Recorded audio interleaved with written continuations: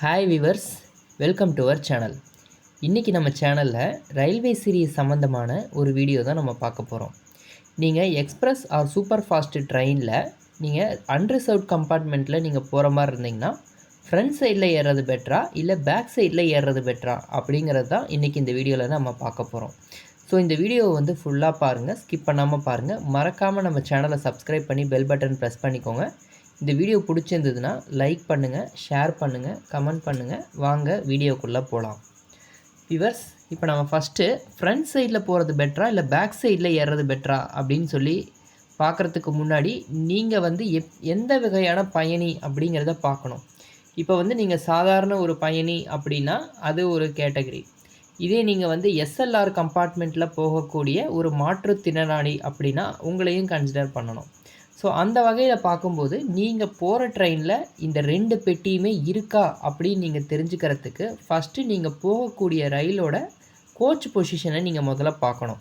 அதை எப்படி பார்க்குறது அப்படின்னு கேட்டிங்கன்னா, இப்போ இந்த ட்ரெயினோட நம்பர் 12624 அப்படின்னு அப்படி கொடுக்கலாம். அப்படி இல்லாட்டி Trivandrum central to MGR central அப்படின்னு சொல்லி கொடுத்துட்டு கோச் பொசிஷன் அப்படின்னு சொல்லி நீங்கள் வந்து indianrailwayinfo.com அப்படிங்கிற வெப்சைட்டில், ஆத்தரைஸ்டு வெப்சைட்டில் நீங்கள் செக் பண்ணிங்கன்னா உங்களுக்கு இந்த மாதிரி ஒரு இமேஜ் வரும். இதில் பார்த்தீங்கன்னா இந்த வந்து க்ரீன் பெட்டி கொடுத்துருக்கிறது வந்து இன்ஜின் சைடு. இந்த நோக்கி தான் வந்து ட்ரெயின் போகும். இன்ஜினுக்கு பின்னாடி ஒரு 2 ஜென்ரல் சீட்டிங் கம்பார்ட்மெண்ட்டும், அதுக்கப்புறம் வந்துட்டு கடைசி 2 ஜென்ரல் சீட்டிங் கம்பார்ட்மெண்ட்டும் இருக்குது. அதுக்கப்புறம் வந்து அதுக்கு பக்கத்தில் எஸ்எல்ஆர் கம்பார்ட்மெண்ட் இருக்குது. ஸோ இது எல்லா ட்ரெயின்லேயும் ஒரே மாதிரி இருக்குமா அப்படின்னு கேட்டிங்கன்னா கண்டிப்பாக இருக்காது. இப்போ இது சேரன் எக்ஸ்பிரஸில் இந்த மாதிரி இருக்குது. இதே வந்துட்டு நீங்கள் வந்துட்டு வேறு ட்ரெயினில் நீங்கள் பார்த்தீங்கன்னா அதுலேயும் வந்து உங்களுக்கு பார்த்தீங்கன்னா எஸ்எல்ஆர் கம்பார்ட்மெண்ட் இன்ஜினுக்கு பின்னாடி இருக்குது. இதில் 2 பக்கம் ஜென்ரல் இருக்குது, பின்னாடி 2 ஜென்ரல் இருக்குது. ஆனால் எஸ்எல்ஆர் கம்பார்ட்மெண்ட் ஃப்ரண்ட்டில் தான் இருக்குது. அதே இந்த ட்ரிவாண்ட்ரம் ட்ரெயினில் பார்த்தீங்கன்னா அன்ரிசர்வ்ட் கம்பார்ட்மெண்ட் முன்னாடி 2 இருக்குது, ஆனால் பின்னாடி 1 தான் இருக்குது. ஆனால் எஸ்எல்ஆர் கம்பார்ட்மெண்ட் 2 இருக்குது. இந்த அந்தமான் எக்ஸ்பிரஸில் பார்த்தீங்கன்னா ஃப்ரண்ட்டில் 2 ஜென்ரல் சிட்டிங் இருக்குது, பேக்கில் 3 ஜென்ரல் சிட்டிங் இருக்குது. அதுக்கப்புறம் எஸ்எல்ஆர் கம்பார்ட்மெண்ட் 2 பக்கமும் இருக்குது. ஆக நீங்கள் முன்னாடி தான் பின்னாடி அப்படிங்கிறத நீங்கள் எதை வச்சு தீர்மானிக்கணும் அப்படின்னா, நீங்கள் எந்த பக்கம் வந்து பெட்டி அதிகமாக இருக்கோ அந்த பக்கம் நீங்கள் வந்து ஏறும்போது கொஞ்சம் கூட்டம் வந்து கொஞ்சம் கம்மியாக இருக்கும். அந்த வகையில் வந்து பார்க்கும்போது அதில் வந்து நீங்கள் வந்து எந்த பக்கம் ஏறணுங்கிறத நீங்கள் அதில் முடிவு பண்ணலாம். அதுக்கப்புறம் இப்போ நீங்கள் எஸ்எல்ஆர் கம்பார்ட்மெண்ட்டில் போகிறீங்க அப்படின்னா எஸ்எல்ஆர் கம்பார்ட்மெண்ட் எந்த பக்கம் இருக்கோ அதில் நீங்கள் ஏறுறது பெட்டர்.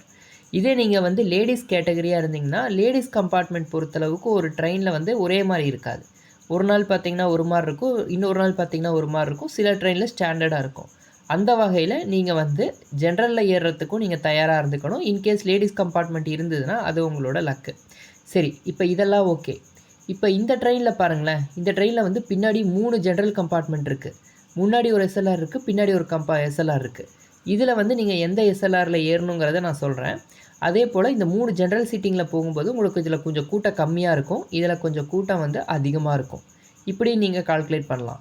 ஸோ இது ஒரு வகை. ஸோ இதில் நீங்கள் எந்த மாதிரி பிளான் பண்ணுறீங்க அப்படிங்கிறத பொறுத்து ஒன்று இருக்குது. அடுத்ததாக நீங்கள் போய் இறங்கக்கூடிய ஸ்டேஷன், அதுக்கப்புறம் வந்து அங்கேருந்து எப்படி நீங்கள் ஃப்ரீக்வெண்ட்டாக அடுத்த ட்ரெயினை பிடிக்கிறீங்கிற ஒரு வசதி ஒன்று இருக்குது. உதாரணமாக இப்போ எடுத்துக்கிட்டிங்கன்னா, இப்போ நான் ஒரு டிசைன் காட்டுறேன். இப்போ இந்த டிசைனில் பார்த்தீங்கன்னா ப்ளூ கலரில் கொடுத்துருக்க பாருங்கள், இதெல்லாம் வந்து பிளாட்ஃபார்ம். இதெல்லாம் வந்து பார்த்திங்கன்னா பிளாட்ஃபார்ம். இது வந்து பார்த்திங்கன்னா இந்த கிரே கலரில் இருக்கிறதெல்லாம் ஒரு லோக்கல் ட்ரெயின் அப்படின்னு வச்சுக்கலாம். இந்த க்ரீன் கலரில் இருக்கிறது வந்து எக்ஸ்பிரஸ் ட்ரெயின் வச்சுக்கலாம். இந்த பக்கம் இருக்கிற 2 வந்து லோக்கல் ட்ரெயின் வச்சுக்கலாம்.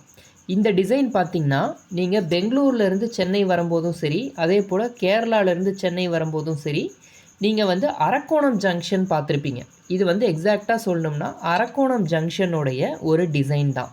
நான் வந்து சும்மா அப்ராக்சிமேட்டாக போட்டிருக்கேன், இது ரொம்ப கிளியராக வந்து நான் கொடுக்கல.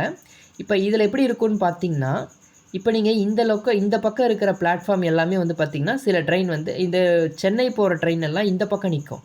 அதே போல் இந்த பக்கம் சில ட்ரெயின்லாம் பார்த்திங்கன்னா காஞ்சிபுரம் போகிறதுக்கான ட்ரெயின் எல்லாம் இந்த பக்கம் நிற்கும். அதே போல் திருத்தணி போகிற ட்ரெயினும் வந்து இந்த பக்கம் நிற்கும்.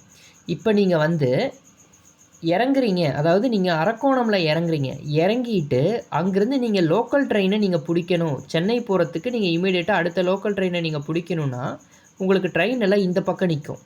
நீங்கள் கடைசியாக அதாவது நீங்கள் வந்த ட்ரெயினோட கடைசி பக்கத்தில் இந்த பெட்டியில் ஏறியிருந்தீங்கன்னா நீங்கள் இங்கேருந்து குறைஞ்சது ஒரு 1/2 கிலோமீட்டராவது நீங்கள் முன்னாடி நடக்கணும். ஒரு 250 மீட்டர் அந்த மாதிரி ஒரு 1/4 கிலோமீட்டர் 1/2 கிலோமீட்டர் நீங்கள் முன்னாடி நடந்தால் தான் அங்கேருந்து நீங்கள் பிளாட்ஃபார்ம்லாம் ஏறி நீங்கள் போய் இந்த இதை வந்து நீங்கள் பிடிக்க முடியும். அதுக்கப்புறம் பார்த்தீங்கன்னா இன்னொன்று இருக்குது. நீங்கள் ஆல்ரெடி வந்து நீங்கள் ஓப்பன் டிக்கெட் எடுத்துகிட்டு வந்துட்டீங்க, லோக்கல் ட்ரெயினுக்கும் சேர்த்து நீங்கள் எடுத்திருக்கீங்க அப்படின்னா நீங்கள் ஒரே டிக்கெட்டாக எடுத்துருந்தீங்கன்னா நீங்கள் இங்கேருந்து இறங்கி மாற்றிக்கலாம். பட் அதோட இன்னொன்று என்னென்னா, நீங்கள் பேக்கில் இறங்கிட்டு நீங்கள் அங்கேருந்து நீங்கள் லோக்கல் ட்ரெயினும் எடுக்கணும்னா நீங்கள் அங்கே போய் இறங்கி போய் லோக்கல் டிக்கெட்லாம் எடுத்துகிட்டு நீங்கள் இங்கே வரதுங்கிறது ரொம்ப சிரமம். அதனால் இதெல்லாமே நீங்கள் பக்காவாக பிளான் பண்ணணும். ஸோ நீங்கள் எந்த ஸ்டேஷனில் இறங்க போகிறீங்க அப்படிங்கிறத பொறுத்து நீங்கள் முன்னாடி ஏறுறதா பின்னாடி ஏறுறதாங்கிறத நம்ம தீர்மானிக்கலாம். இப்போ நீங்கள் பின்னாடி ஏறுறீங்க, இந்த இடத்துல காஞ்சிபுரம் ட்ரெயினை பிடிக்க போகிறீங்க அப்படின்னா பின்னாடி இறங்கிட்டு நீங்கள் அங்கேருந்து அப்படியே நீங்கள் பக்கத்தில் இருக்க பிளாட்ஃபார்முக்கு நீங்கள் டக்குன்னு நீங்கள் மூவ் ஆகிக்கலாம். இது உங்களுக்கு ஒரு ஈஸி. அதே நீங்கள் ஃப்ரண்ட்டில் ஏறியிருந்தீங்கன்னா அங்கேருந்து நீங்கள் இந்த பக்கம் 1/2 கிலோமீட்டர் வந்து நீங்கள் டிக்கெட் எடுத்துகிட்டு திருப்பி இங்கேருந்து காஞ்சிபுரம் ட்ரெயின் நீங்கள் பிடிக்கணுன்னா அது கொஞ்சம் கஷ்டம். ஸோ அதனால் இது ஒன்று இருக்குது. இல்லை நீங்கள் எண்டில் தான் இறங்க போகிறீங்க அப்படின்னா இது வந்து பார்த்திங்கன்னா உங்களுக்கு வந்து சென்னை சென்ட்ரலோடைய டிசைன். அதாவது எல்லா ட்ரெயினுமே போய் ஒரே ஃப்ரண்ட்டில் தான் போய் நிற்கும். நீங்கள் அங்கே வந்து ஃப்ரண்ட்டு பொட்டியில் ஏறியிருந்தீங்கன்னா நீங்கள் டக்குன்னு இறங்கி வெளியே ஈஸியாக வெளியே போயிட முடியும். ஸோ இது ஒன்று. ஸோ நீங்கள் எங்கே இறங்குறீங்க எங்கே ஏறுறீங்கிறத பொறுத்து தான் உங்களுடைய கூட்டமானது தீர்மானிக்கப்படுகிறது. அடுத்ததாக வந்து பார்த்திங்கன்னா இப்போ நீங்கள் வந்து சென்னை சென்ட்ரலில் நீங்கள் ஏறுறீங்க அப்படின்னா, இல்லை நீங்கள் கிளம்புற ஸ்டேஷன்லேருந்து ஏறுறீங்க கொஞ்சம் கூட்டம் கம்மியாக இருக்குன்னு பார்த்தீங்கன்னா, இப்போ நிறையா வயசானவங்களாம் வராங்க அப்படின்னா அவங்க டிக்கெட் கவுண்டர்லேருந்து டிக்கெட்டை எடுத்துகிட்டு கடைசி நேரத்தில் கிளம்பி வராங்க அப்படின்னா ட்ரெயினோட கடைசியாக இருக்கக்கூடிய 2 ஜென்ரல் கம்பார்ட்மெண்ட்டில் இல்லை எஸ்எல்ஆர் கம்பார்ட்மெண்ட்டில் அப்படி தான் வந்து அவங்க ஏற முடியும்.